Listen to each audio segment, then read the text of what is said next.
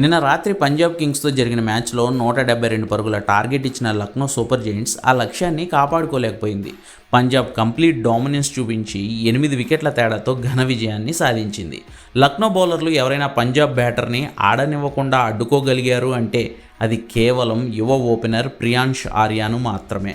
లక్నో కుర్ర బౌలర్ అయిన దిగ్వేష్ రాతి ప్రియాంష్ ఆర్యాను 8 పరుగులకే అవుట్ చేశాడు.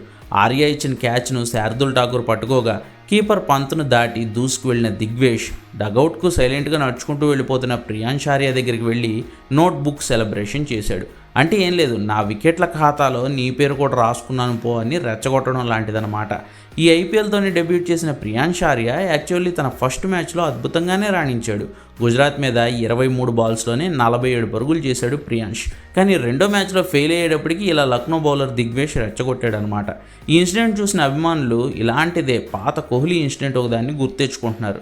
2017లో కరేబియన్ దీవుల్లో ఇండియా వర్సెస్ వెస్టిండీస్ మ్యాచ్లు జరుగుతున్నప్పుడు వెస్టిండీస్ బౌలర్ కెస్రిక్ విలియమ్స్ ఇలానే ఓవర్ యాక్షన్ చేశాడు.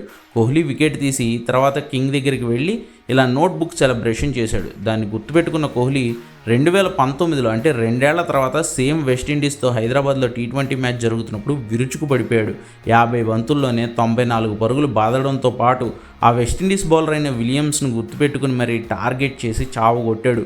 బౌండరీలు, సిక్స్లు కొట్టడం, ప్రతిసారి ఆ విలియమ్స్ దగ్గరికి వెళ్ళి నోట్బుక్ సెలబ్రేషన్ చేయడం స్టార్ట్ చేశాడు కోహ్లీ.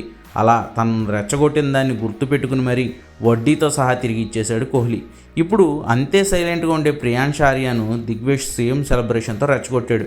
మరి రాబోయే మ్యాచ్ల్లో ప్రియాంష్ ఎలా దీనికి కౌంటర్ ఇస్తాడో చూడాలి.